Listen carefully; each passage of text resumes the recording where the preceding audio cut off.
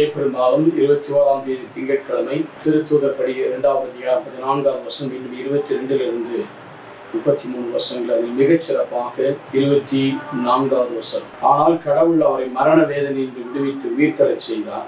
ஏனென்றால் மரணம் அவரை தம் பிடியில் வைத்திருக்க முடியவில்லை. தாவீது கூறியது, என்னை பாதாளத்தில் ஒப்புவிக்க மாட்டீர், தூயவனை படுகொலில் காண விட மாட்டீர், வாழ்வின்படி அறியச் செய்வீர், முன்னிலையில் நிறைவான மகிழ்ச்சி உண்டு.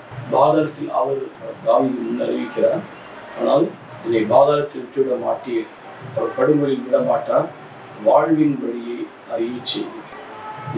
ஆண்டவருடைய சமூகத்திலே நிறைவான மகிழ்ச்சி உண்டு. வலப்பக்கத்தில் இருப்பதால் நிறைவான மகிழ்ச்சி உண்டு. அதாவது மரணம் அவருடைய பிடியில் வைக்க முடியவில்லை.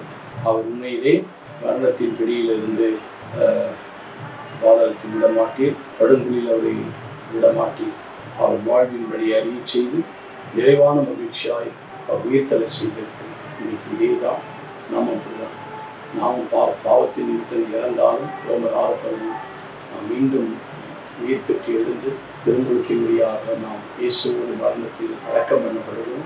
மீண்டும் உயிர்த்தெழுந்து கொலோசியர் 3வது மேலுள்ள வெளியீட்டை நாடுவோம்.